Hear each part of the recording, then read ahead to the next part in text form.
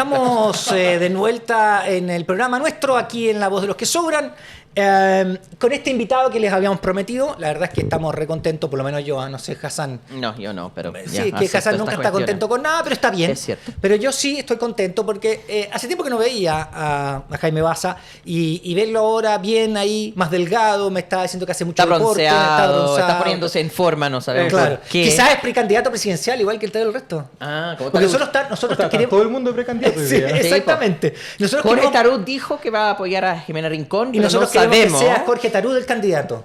Nuestra campaña es por Jorge Tarut. Pero bueno. Que está sacando calugas, entonces. Es un voto hormonal, Jorge Tarut. Sí, el voto hormonal. Oye, todo pasando en Valparaíso. ¿Cómo estás tú? ¿Cómo has estado tú sigues siendo profe en la Universidad de Valparaíso, ¿cierto? Sí. Derecho Constitucional. Sí. ¿Y qué más estás haciendo tú ahí después de...? Mira, después de la convención del plebiscito volví a la universidad, bueno, a mi trabajo, ¿cierto? Uno que vive de su trabajo tiene que trabajar, así que volví a la universidad. Y en este momento estoy haciendo clases de Historia Institucional de Chile, dirigiendo un Fondesit que está terminando ahora pronto, y también asumí como director de un programa de estudio de doctorado, un doctorado en estudios interdisciplinarios sobre pensamiento, cultura y sociedad. Wow. Un doctorado súper entretenido en la Universidad de Valparaíso también. Pero eso es como complejo. ¿Qué es lo que estudian al final?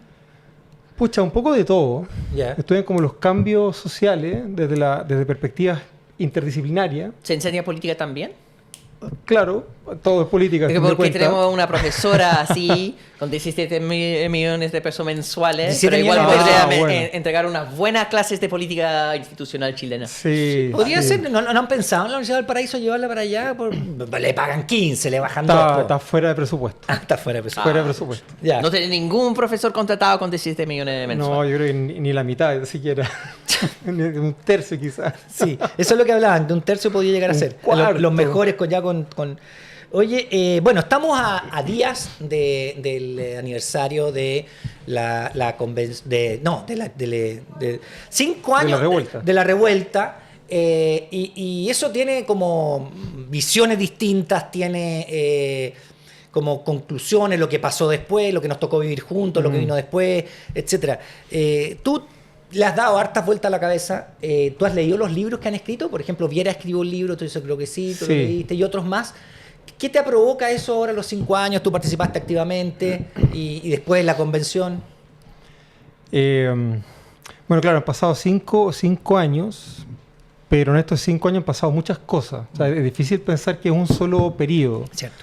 Yo tiendo a creer que hay un proceso entre constituyente y destituyente, entre 2019, probablemente 2018, con el Mayo Feminista, y 2022, que de alguna manera se cierra con el plebiscito ese del apruebo-rechazo. Tal cual.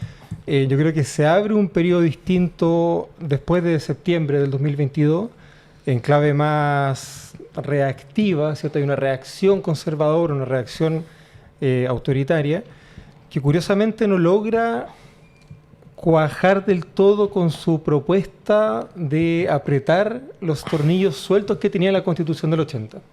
¿Cierto? Que ese proceso, no la comisión experta, pero sí el Consejo Constitucional, que fue dominado por los republicanos, lo que buscó fue apretar las clavijas de un orden constitucional que estaba medio suelto, medio debilitado, medio muerto con el plebiscito de octubre del 2020, pero que sin embargo fracasa también en su intento. Y este año, que yo creo que ya forma parte de un microciclo distinto, concuerdo, con las elecciones a puertas, ¿verdad? Tenemos elecciones en un par de semanas más, con las presidenciales a la vuelta de la esquina, ya tenemos precandidatos, ¿verdad?, proclamados por sus respectivos partidos. Y nosotros por Tarut. Da cuenta de alguna manera de que, claro, los elementos de crisis social previos a octubre de 2019 siguen estando ahí. Las respuestas las soluciones que se trataron de levantar desde la Convención Constitucional no tuvieron eco en el sistema político, han tenido algún eco en la sociedad, en ciertos sectores, puede ser, pero el sistema político ha seguido funcionando como si no hubiera habido Convención Constitucional, como si no hubiera habido estallido, revuelta en octubre del 2019, y ahora estamos enfrentando estas elecciones con un ambiente de normalidad, pero un poco artificial, siento yo. Yo no veo mucho ánimo de campaña, no veo mucho ánimo electoral. Está rondando permanentemente esta idea de que económicamente los números muestran que estamos mucho mejor, pero los ánimos pareciera decir lo contrario. Entonces como que, no sé, como que estamos en un ambiente un poco raro, un poco tenso, donde la revuelta sigue estando presente, creo yo. Y claro, los efectos lamentablemente que nosotros esperábamos conseguir en una sociedad más justa, más equitativa, más inclusiva, están esperando. Pero yo creo que no están muertos, están esperando, están ahí, un poco latentes. Esa es mi impresión. ¿Quieres contar algo? Yo estoy muy de acuerdo con este ejercicio que se hace en la academia de dividir por periodo de la cuestión. La periodización es súper importante en la interpretación histórica. Hay un ciclo que yo creo que empieza con el 18 de octubre de 2019, que cierra con la votación de 2022 con el rechazo. Yo creo que es un ciclo completo. Sí. ¿Ya? Lo que pasa después con el Consejo, eso es otra época, es otra lógica política. Entonces, el arco es del estallido al rechazo. Y lo que es importante, yo creo, interpretar de ese arco no es el tema del malestar. Porque el malestar es de larga data. O sea, malestar en Chile hemos tenido todo, va acumulando desde el comienzo de la alegría que no llega, ¿no? Entonces, se puede ver incluso en la votación voluntaria. Va bajando fuertemente la votación. Porque ¿quién entra? Porque se hacen los nuevos registros electorales que fueron quemados por la dictadura durante la campaña para la victoria de Elwit. Y de este momento de altísima participación va bajando la participación electoral, va acumulando el descontento con el sistema electoral, con el sistema político, y además con quejas con los abusos, con los fracasos del neoliberalismo, con las desigualdades, todas las quejas que existían. Esto es un punto que sigue existiendo, creo yo. Eso no es lo que distingue la época 2019-2022. Es que en ese momento se juntaba el descontento, el malestar, la rabia con los abusos, con un elemento de optimismo. ¿Ya? Y el optimismo se sepulta con el rechazo. ¿Ya? Lo que logran hacer mediante una serie de cosas que podemos analizar y tener diferencias, pero lo que se logra, los que no querían cambios en Chile, es sepultar la posibilidad de un camino institucional para enfrentar el punto malestar. El malestar sigue. Y que yo he leído cosas de la derecha bastante ingenua, creo yo, donde hablan del estallido intelectual, hablan de los delirios colectivistas y todo está afuera. Ahora está todo perfecto otra vez. No, en ningún momento en el nuevo ciclo que tenemos 2022 hasta ahora 2024 tenemos total deslegitimidad del sistema político, el mismo nivel de malestar, todas las condiciones que tenía durante el estallido, con la ausencia del factor esperanza. Claro. Sí. Entonces la pregunta que siempre hay que saber es, ¿qué pasó con la esperanza?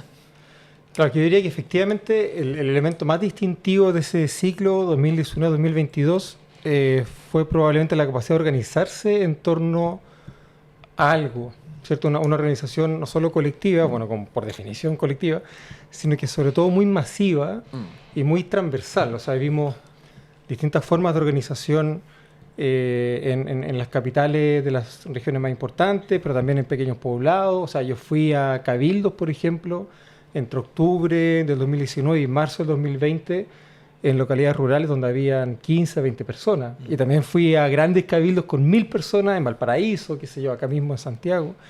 Entonces yo creo que ahí hay un elemento efectivamente interesante, donde entre el estallido, la movilización de los estudiantes, hay que decirlo, las movilizaciones anteriores de los años y décadas anteriores que habían terminado probablemente en estos ejercicios como de neutralización institucional que tuvieron las demandas medioambientales del 2010, los estudiantes del 2011, el feminismo del 2018, qué sé yo.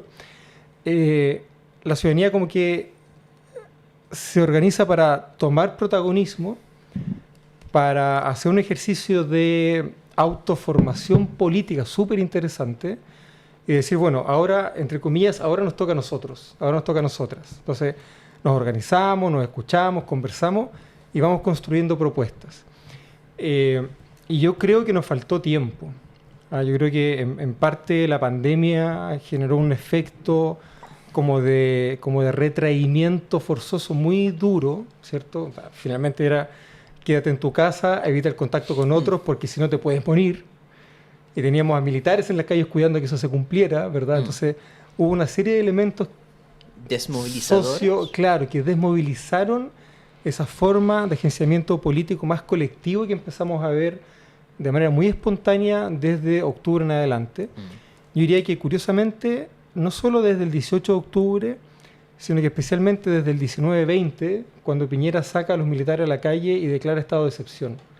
Yo creo que la reacción colectiva que hubo, que no fue el 100% de la población, por supuesto, pero la reacción colectiva fue, oiga, los espacios públicos son nuestros, tenemos derecho a organizarnos, tenemos derecho a saber qué está pasando, por qué la Constitución es tan importante, por qué el orden político, el sistema político tiene una importancia tan significativa en nuestra forma de vida social, cultural, económica, y queremos organizarnos porque nos hemos dado cuenta, y aquí es donde yo creo que está el tema de la esperanza, que después se pierde, nos hemos dado cuenta que podemos pensar una forma alternativa de organización social, podemos vivir de otra manera.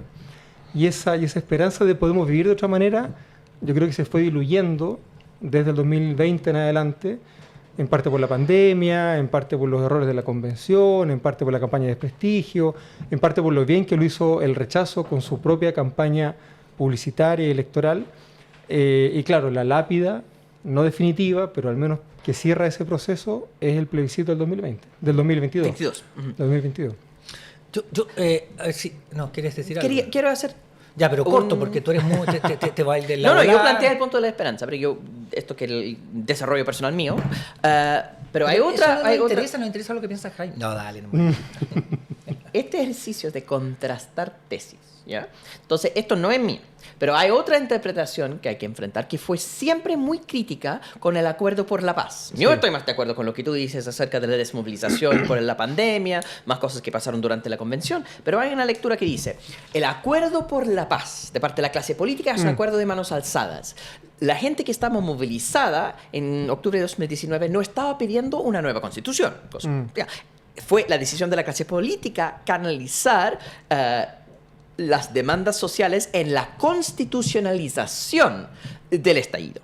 ¿Ya? Querían que el estallido diera una nueva constitución. Eso es algo que es lo que se inserta en personas participando en la movilización, por supuesto, pero eso es algo que finalmente tomó esas movilizaciones por liderazgo de la clase política también. Y entonces, esa es la interpretación que dicen, el problema siempre fue eso. El momento en que se constitucionalizó todo, cuando se puso el acuerdo por la paz, cuando se iba por ese camino, se perdió todo lo que tú estás describiendo. Entonces, no es un tema tanto de la pandemia, no es tanto de las cosas que pasaron posteriormente, sino de un pecado de origen. ¿Sabes quién es? Perdona, pero eso no es cierto porque en el fondo si no, no habrían votado por los constituyentes ni la votación anterior que era que queríamos cambio constitucional. Entonces, si eso fuera verdad, no habría sido tan masivo esas dos votaciones. No sé qué pensáis tú. Sí, yo no estoy tan de acuerdo con esa lectura por dos razones. O sea, primero, podemos tener distintas lecturas sobre si fue conveniente o no conveniente constitucionalizar la crisis. Yo creo que en la revuelta hay una dimensión constituyente en el sentido de que busca un orden distinto, busca un reparto de lo social diferente, busca una distribución del poder distinta. Yo creo que hay una dimensión constituyente ahí junto con la dimensión destituyente. No alcanzamos tanto a ver que se vayan todos, pero había una cierta presencia de, oye, que estamos cansados de esto, pero no solamente estamos cansados de esto, sino que queremos otra cosa. Y yo no creo que la constitucionalización de las demandas sociales haya venido de la clase política. Yo a fines de octubre del 2019 participé en un cabildo muy multitudinario en el Liceo Pedro Montt de Valparaíso. Llegaron más de 1000 personas. Días después di una charla, creo que el 2 de noviembre del 2019 en la Universidad de Valparaíso, donde también llegaron 1000 personas, y la pregunta era por la nueva Constitución. ¿Qué significa Constitución? ¿Qué significa una nueva? ¿Por qué el proyecto político de la dictadura de orden social, de orden cultural, está petrificado por la Constitución?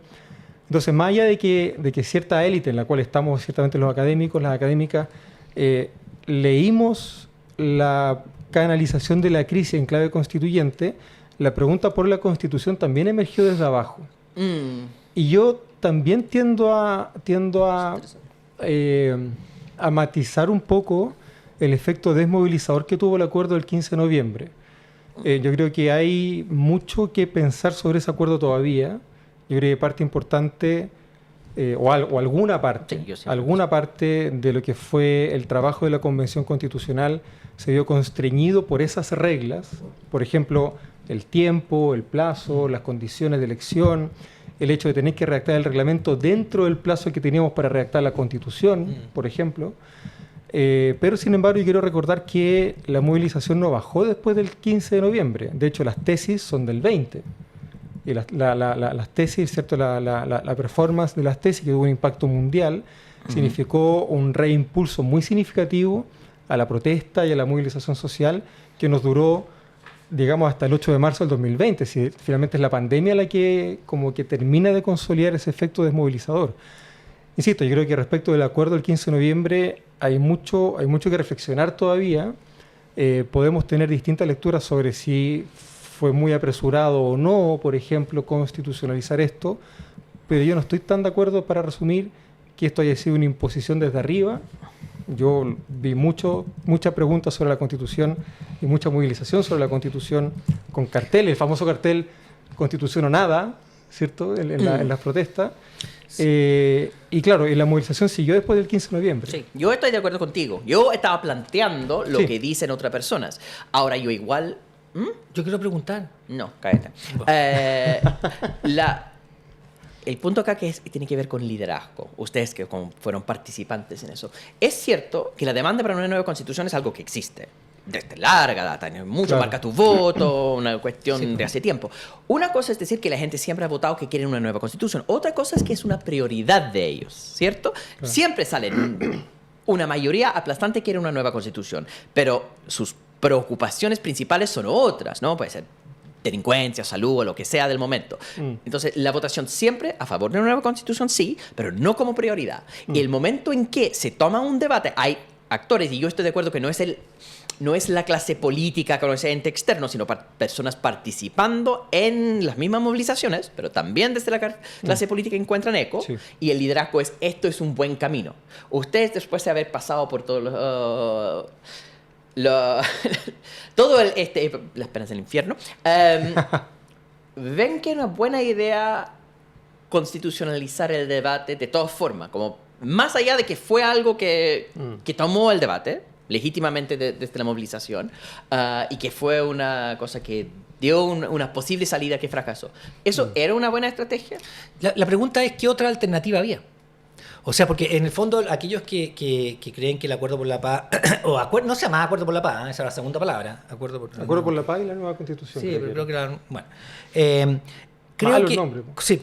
¿Cuál era la otra alternativa? Que se dictaran leyes en ese Parlamento rápidamente para que se fuera Piñera y entonces otra elección presidencial. Eso porque la alternativa, y yo te voy a decir algo, una experiencia personal. Yo di más de 200 charlas en ese corto periodo. ¿Y sabes cómo? Porque me llamaban por teléfono y me decían, ¿puedes venir para acá? Yo le decía, usted tiene que tener agua, venirme a buscar y a dejar, y más de 10 personas. Y a todos les decía lo mismo, y más de 200 charlas que no las provoqué yo. Me invitaron. Claro. Entonces, ¿y a qué iba? A hablar de la Constitución. La gente me invitaba a hablar de la Constitución. Que la gente quería escuchar. Quería escuchar. Entonces, cuando tú le decías, mira, yo quiero un vaso de agua, quiero que me tenga una mesita, yo no sé por qué lo vamos a buscar. O sea, entonces la gente estaba pidiendo aprender de eso. Querían saber la diferencia entre una y otra. ¿Qué pasaba con otras comparadas? Entonces, frente a eso yo creo que, claro, quizás no, porque la gente tampoco tenía claro que estaba frente a una injusticia que no le gustaba. Exactamente. Que tenía demandas que se sentía que, claro, tenía que ser completadas porque alguien se enfermaba. Eso es una cuestión que tenía en el cuerpo, lo sentía. Pero ¿cómo canalizarlo? ¿Quién lo tiene que canalizar?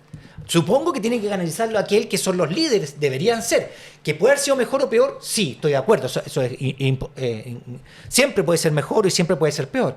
Pero cuando me dicen, que bueno, ¿qué habrías hecho tú en vez de eso? Dictar normas, cambiar al presidente. Si cambiabas al presidente, ¿cambiabas normas con eso? Sí, era un cambio de presidente con las mismas normas. Entonces, ya lo sabíamos que estás amarrado. Entonces, es una discusión abierta. Lo que yo te quería preguntar es que, ¿qué te provoca a ti esta corrupción que salió ahora así, pero ya mostrada, que parte con Piñera, ¿cierto? Ya sabemos que Piñera llamó a diputados para ofrecerle cosas, Piñera le llegaba información de los Panama Papers. O sea, Piñera estaba ahí en esa corrupción, estaba Chadwick, su mano derecha, primo y ministro, estaba fiscal, etcétera, etcétera.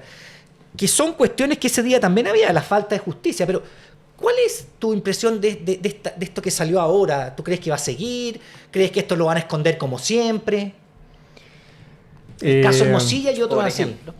Mira, yo tengo la impresión de que esto que estamos viendo, que claramente no es nuevo, esto siempre ha estado ahí, quizás con distintos niveles de intensidad, quizás con una red menos densa que la que vemos ahora, pero esto siempre ha estado ahí. O sea, siempre hemos sabido que el telefonazo es importante, que en los procesos de asignación de ciertas autoridades el besamano es importante, que los padrinazgos son importantes.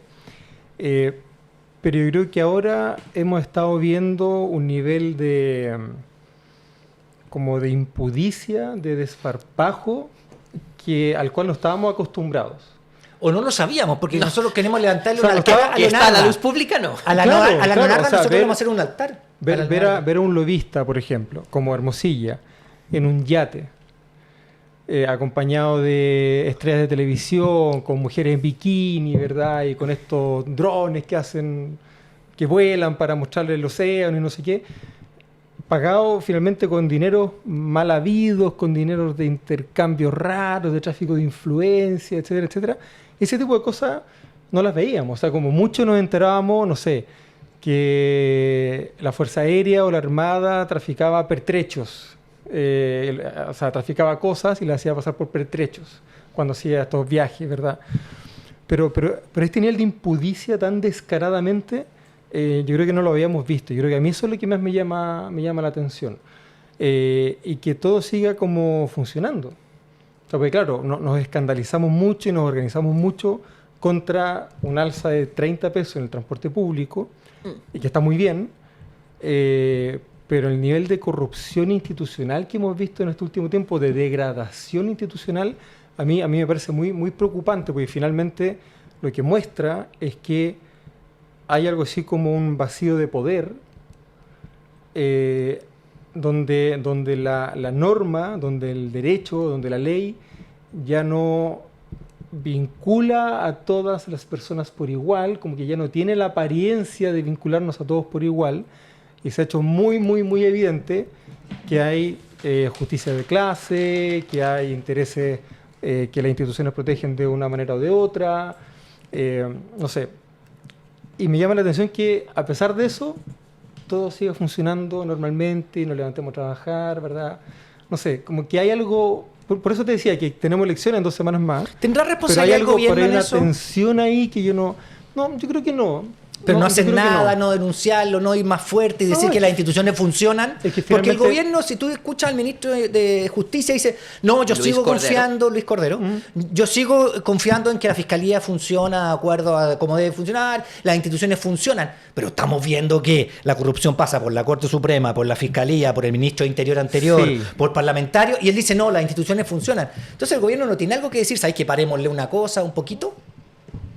Yo creo que no. Porque mira, dale. De nuevo, como que te devuelvo la pregunta que tú le hacías a Hassan. Bueno, ¿y qué hacemos si no denunciamos en fiscalía? ¿Qué hacemos si no confiamos en los tribunales en que van a ser capaces de contener la corrupción? Tú mandáis un proyecto de ley nuevo que cambie el sistema de elección. Bueno, por ejemplo, ese tipo de cosas pueden ser, pero por ejemplo, yo tendría cuidado de generalizar el nivel de corrupción en la Corte Suprema. Porque la Corte Suprema tiene... ¿Cuánto? 20, 21 ministros. Sí. Hay una fuertemente cuestionada, eventualmente X más, pero yo no me atrevería a decir que toda la Corte es corrupta, que todos los ministros y ministras de Corte de Apelaciones son corruptos, que el Poder Judicial está en una fase terminal. No, hay un problema, evidentemente.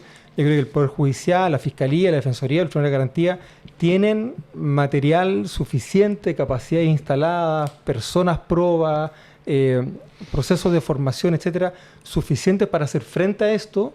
Y claro, probablemente uno lo que esperaría es que eso funcione correctamente, no haciéndole el juego, ¿verdad?, a las redes de tráfico de influencia y a las redes de poder, etcétera, sino que rindiendo el honor finalmente a la ley, ¿verdad?, a la Constitución, al orden jurídico establecido, y buscaría eventualmente formas de apuntalar eso para que efectivamente las instituciones hagan lo que tienen que hacer.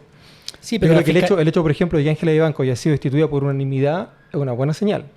Pero la Fiscalía tiene varios fiscales con problemas, varios. Eso no podemos negarlo, digamos. Sí, lo sabemos. Ya. Pero no todos. No todos. No todos, pero, Claro. pero Pero varios. el problema no es las personas, el problema es institucional, estructural, ¿cierto? Sí. Entonces uno puede decir, pero O sea, mitad y Ángela mitad, claro. Vivanco es una sola. Está bien, pero el problema es que cómo llega Ángela Vivanco a esa posición, porque la historia hacia atrás de su nombramiento no es una historia excepcional. La lógica que tenemos de la participación de los tres poderes en el nombramiento de jueces de la Corte Suprema y después que la Corte Suprema nombra hacia abajo, todo lo que estamos conversando en términos de besamanos, es un sistema que promueve ese tipo de vulnerabilidad a presiones políticas. Tenemos un problema donde hablamos harto del Estado de Derecho. ¿Ya? Ustedes son abogados y se habla mucho. Estado de Derecho implica separación de poderes, implica la igualdad ante la ley. Es difícil decir que el sistema está garantizando igualdad ante la ley. Uno dice, es un sistema lleno de personas pruebas. Por supuesto, personas súper preparadas, personas con alto compromiso, con los ideales de la justicia, no lo pongo en duda. El problema es que esas personas están con ese alto nivel de probidad a pesar del sistema, no a causa de ella. El sistema más bien está promoviendo la posibilidad de personas con conexiones políticas llegar a la Corte Suprema y esas personas hacia abajo nombran jueces que son complacientes con eso. Sí. Entonces decir, hay mucha gente prueba, estoy full de acuerdo, pero eso no quiere decir que el sistema está funcionando. Sí, yo creo que aquí hay dos cosas distintas. Yo creo que por un lado, efectivamente, hay ciertos diseños institucionales que podrían evidentemente mejorarse. Por ejemplo, el sistema de nombramientos, los requisitos para ser designado juez, pues, sobre todo ministro de la Corte. Recordemos que en el caso de Ángela Vivanco, ella no es jueza de carrera. No, viene ella es de los afuera. abogados que son abogadas que son nombradas, ¿verdad?, para integrar la Corte Suprema. Y ese mecanismo ha funcionado mal, por ejemplo, en este caso, pero en otros casos ha funcionado muy bien. Pedro Pierri, por poner un ejemplo, que también fue un abogado que vino de fuera, yo creo que fue un muy buen ministro de Corte Suprema, por ejemplo. Entonces yo creo que hay elementos del diseño institucional que se pueden mejorar, por supuesto. Yo creo que es clave profesionalizar la carrera judicial y hay que decirlo, una de las cosas buenas que la Convención Constitucional propuso fue el establecimiento de un órgano de gobierno del Poder Judicial para garantizar no solamente la independencia del Poder Judicial puertas afuera, sino que sobre todo garantizar la independencia de las y los jueces puertas adentro. O sea, que un juez sea autónomo respecto a su superior jerárquico, ¿verdad? Y que esa jerarquía sea una jerarquía, entre comillas, jurisdiccional, para efectos de conocer el asunto que está siendo sometido a la resolución de un tribunal, pero no sea una jerarquía, digamos, social, cultural o de autoridad, ¿verdad? Que haya autonomía. Entonces, eso por un lado. Pero por otro lado, yo creo que no podemos hacer la vista gorda de que más allá de las instituciones y de los diseños institucionales que nosotros podamos tener, que siempre se pueden mejorar, lo que estamos viendo, estos casos de corrupción que estamos viendo, yo creo que son el reflejo del tipo de sociedad que nosotros tenemos. Una sociedad muy clasista, muy jerarquizada socialmente, pero además que es muy servil a ciertas modas, a ciertos modos de acumulación del poder. Claro, concentración. Entonces se concentra la riqueza en ciertos sectores de la sociedad, en las 3 comunas del sector Oriente Santiago, por ejemplo, pero también se concentra el capital simbólico, también se concentra en las redes de influencia. Entonces, ¿por qué una figura como Hermosilla se constituye en un nodo, en una red de poder e influencia tan densa?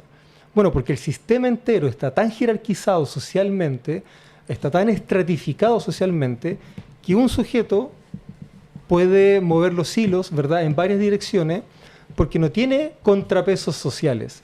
De repente nos preocupamos mucho de los contrapesos institucionales para equilibrar el ejercicio del poder político dentro de la institucionalidad, pero no nos damos cuenta que la pirámide social no cuenta, está tan jerarquizada que no cuenta con contrapesos sociales suficientes. Entonces no hay trabajadores organizados, no hay sindicatos, no hay pobladores organizados, los movimientos sociales tienen momentos de altos y bajos, pero además la propia élite es una élite muy homogénea, muy reducida, que se educa en un puñado de colegios, en 2 o 3 carreras de 2 o 3 universidades y termina con un nivel de endogamia que de nuevo es funcional a la reproducción de su propio capital y de la propia concentración del poder que los puso ahí en primer lugar. Eso yo creo que se reproduce cuando vemos funcionando las instituciones.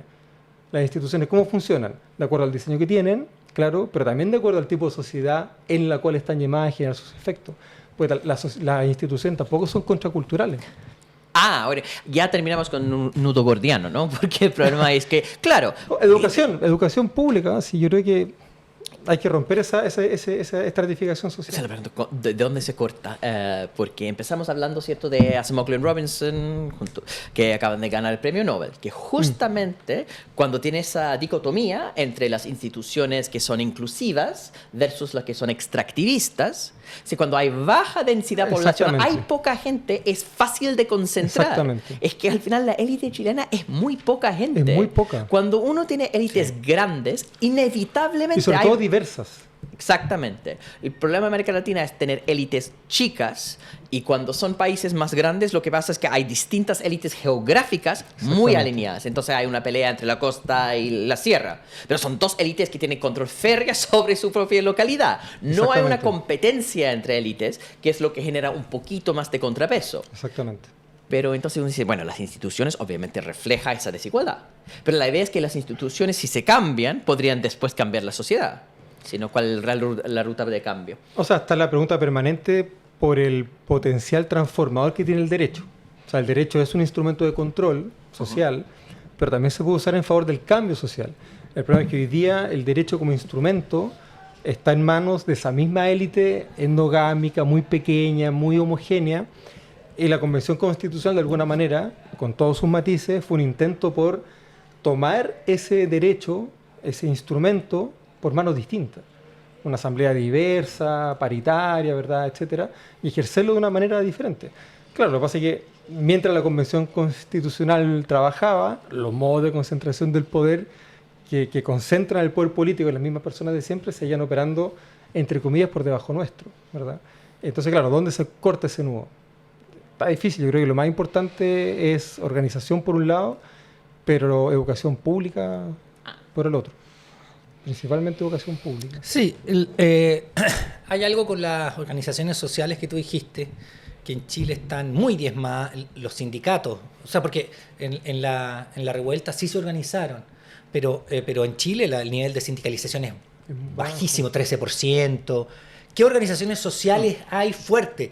La Junta de Vecinos, pues están preocupados del tema de la seguridad, se los metieron ahí, están felices con el tema de la seguridad. Entonces, no hay organizaciones sociales que puedan influir. Incluso las organizaciones sociales de los empresarios están ahí, pero felices. O sea, yo diría que en torno al medio ambiente, en torno al feminismo. Sí, pero decayó.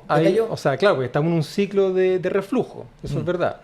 Pero en 2019-2022 hubo un flujo de organización social muy potente que se vio aplastado con el proceso, con la derrota de sí, pero ahora estamos en un momento en que estamos viendo cómo operan. No, pero cómo operan. No, pero también la gente está diciendo, mira lo que pasa.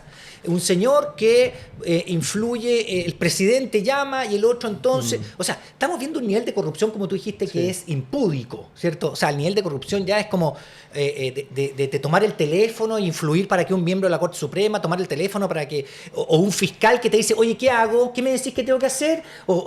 Claro, vamos a cerrar este caso porque salió a la luz pública, pero lo vamos a cerrar, no te preocupes. Chuchi, entonces tú decís, no, pero increíble. O sea, dice, no, mira, ¿sabes qué? Te vamos a poner dos clases de ética, pues, o sea, algo tengo que hacer. ¿Me entendió? Entonces, como al final decís, bueno, ¿y qué se hace frente a eso? No hay, yo no veo mucha... Y a la vez que, y permíteme decirlo, el gobierno actual no pone sus ganas en mostrar la corrupción, dar cuenta de lo que pasa, apoyar la prensa independiente. Nada de eso lo hace. Está como administrando y queriendo terminar su gobierno porque tiene minoría. Un ministro de Justicia que te dice, no, mira, la institución tiene que funcionar, la institución... No, vaya y diga, ¿sabe qué? Vamos a poner en discusión esta cuestión porque tenemos que cambiar el sistema de cambio de elección de jueces. ¿Qué opina la sociedad? ¿Qué opina el Colegio de Abogados? ¿Qué opina la Universidad Católica? ¿Qué opina la Universidad de Valparaíso? ¿Qué opinan sobre cómo debe ser esta nueva elección de fiscales, de ministros, de contralor? Ese tema, ¿quién tiene que ponerlo en la mesa? Bueno, entre todos, por la clase política, el Parlamento, el gobierno. No lo hacen, porque pero están tan preocupados de las acusaciones constitucionales. Claro, ahí tenía otro símbolo, otra manifestación de la decadencia del sistema, de la corrupción finalmente del sistema institucional, que no es una corrupción económica, de transferencia de favores, de tráfico de influencia, es una corrupción más bien sistémica, que yo creo que se explica precisamente por el carácter endogámico de la élite que gobierna las instituciones y por la radical segregación y estratificación social de nuestro país. Sí, yo no sé cuántos trabajadores hay en el Congreso. No sé, o sea, que sean diputados. Había uno que se volvió loco, nomás. Sí, pero no veo... Bueno, está el que usa la colita, que era sindicalista. ¿Cómo se llama? Era Giordano. Ya. Pero no veo muchos trabajadores, mucha gente de clase popular en el Congreso. No hay. Es que ahí es donde nosotros de nuevo chocamos, que es la gran innovación que significa la Convención Constitucional, con una crisis que yo creo que es más profunda y que está a la base probablemente de esta, que es la crisis de la representación, ¿cierto? Porque todo este sistema funciona sobre la idea, sobre la pretensión de que la ley es una expresión de la voluntad soberana y que esa soberanía se expresa a través de elecciones periódicas, etcétera, etcétera, de un pueblo que se moviliza, pero sabemos perfectamente bien que las instituciones hace mucho tiempo, no solamente de este ciclo de últimos 30 años, una cuestión estructural de Occidente, han ido debilitando sistemáticamente la representación de los diversos intereses que componen la sociedad. Y esa representación se ha elitizado cada vez más, efectivamente. Tenemos cada vez menos representación de los intereses proletarios, populares, masivos, etcétera. Y tenemos efectivamente una clase política que no solo en Chile, insisto, está como preocupada permanentemente de la reproducción de sus intereses, de sus capitales, por supuesto, de mantener la máquina funcionando, pero un poco utilizando ciertos dispositivos de esa institucionalidad en su propio beneficio personal, en sacar un reel con muchas reproducciones, en un punto de prensa polémico, ¿verdad? Que finalmente esas son las acusaciones constitucionales, esto de que Renovación Nacional quería acusar al presidente de la República, imagínate.